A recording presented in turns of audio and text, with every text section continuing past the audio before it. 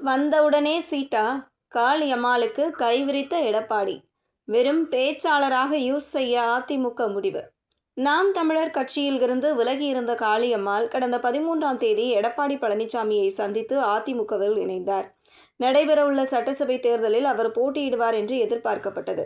இந்த நிலையில் அவருக்கு வாய்ப்பு மறுக்கப்பட்டுள்ளதோடு அவரை பேச்சாளராக மட்டுமே பயன்படுத்த வாய்ப்புள்ளதாக தகவல்கள் வெளியாகியுள்ளது.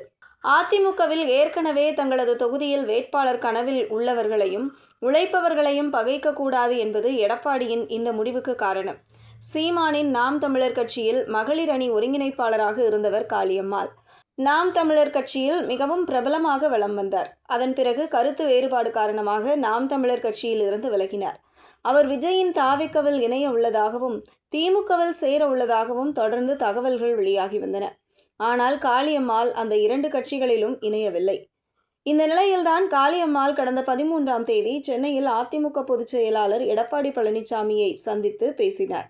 அதோடு காளியம்மாள் அதிமுகவில் இணைந்தார். காளியம்மாள் நாம் தமிழர் கட்சி மேடைகளில் கட்சி கொள்கைகளையும் எடுத்து பேசுவது மற்றும் எதிர்க்கட்சிகளை அட்டாக் செய்வது உள்ளிட்டவற்றின் மூலம் தமிழகம் முழுவதும் அறியப்பட்டார். இதனால் கட்சியின் கொள்கை பரப்பு இணைச் செயலாளர் பதவி வழங்கப்படலாம் என்ற தகவல்கள் வெளியாகின. ஆனால் அத்தகைய அறிவிப்புகளை எடப்பாடி பழனிசாமி வெளியிடவில்லை. அது மட்டுமின்றி சட்டசபை தேர்தலில் காளியம்மாளுக்கு போட்டியிட வாய்ப்பு வழங்கப்படும் என்ற தகவலும் வெளியானது. அதன்படி காளியம்மாளுக்கு பூம்புகார் அல்லது மயிலாடுதுறை மாவட்டத்தில் வாய்ப்பு வழங்கப்படலாம் என்று கூறப்பட்டது. காளியம்மாள் நாகப்பட்டினத்தைச் சேர்ந்தவர், மீனவர் சமுதாயத்தைச் சேர்ந்தவர். நாகப்பட்டினத்தின் ஒரு பகுதியாகத்தான் மயிலாடுதுறை இருந்தது. அதன் பிறகுதான் மயிலாடுதுறை தனி மாவட்டமாக பிரிந்தது. இதனால் மயிலாடுதுறை அல்லது அந்த மாவட்டத்தில் உள்ள பூம்புகார் தொகுதியில் காளியம்மாளுக்கு வாய்ப்பு வழங்க வாய்ப்புள்ளதாக தகவல்கள் வெளியாகின. ஆனால் இந்த 2 தொகுதிகளிலும் தற்போது காளியம்மாளுக்கு அதிமுகவில் போட்டியிட வாய்ப்பு வழங்கப்படவில்லை.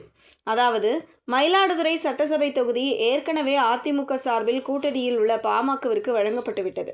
இதனால் பூம்புகார் மட்டுமே எஞ்சி இருந்தது. ஆனால் இன்று அதிமுகவின் 2வது கட்ட வேட்பாளர் பட்டியல் வெளியானது. அதில் பூம்புகார் சட்டசபை தொகுதியில் முன்னாள் எம்எல்ஏ பவுன்ராஜுக்கு வாய்ப்பு வழங்கப்பட்டுள்ளது. இவர் மயிலாடுதுறை மாவட்ட அதிமுக செயலாளராகவும் உள்ளார். இதன் மூலம் காளியம்மாளுக்கு சீட் கிடைக்கவில்லை. அதே வேளையில் அதிமுக காளியம்மாளை பேச்சாளராக பயன்படுத்திக் கொள்ள அதிக வாய்ப்புள்ளது. அதிமுகவை பொறுத்தவரை தற்போது கட்சியில் பெண் பிரமுகர்கள், பேச்சாளர்கள் பிரபலமாக இல்லை. இதனால் காளியம்மாள் சேர்ந்திருப்பது அதிமுகவுக்கு பிளஸ் பாயிண்டாக பார்க்கப்படுகிறது. தங்கு தடையின்றி எளிய மொழியில் பேசும் திறமை காளியம்மாளிடம் உள்ளது. தற்போது சட்டசபை தேர்தலிலும் வாய்ப்பு வழங்கப்படாததால் அவரை பேச்சாளராக அதிமுக பயன்படுத்தலாம். மூத்த நிர்வாகிகளை திருப்திப்படுத்தவும் காளியம்மாளிடம் தேர்தல் செலவுக்கு பணம் இல்லாததும் இந்த முடிவுக்கு காரணமாக கூறப்படுகிறது.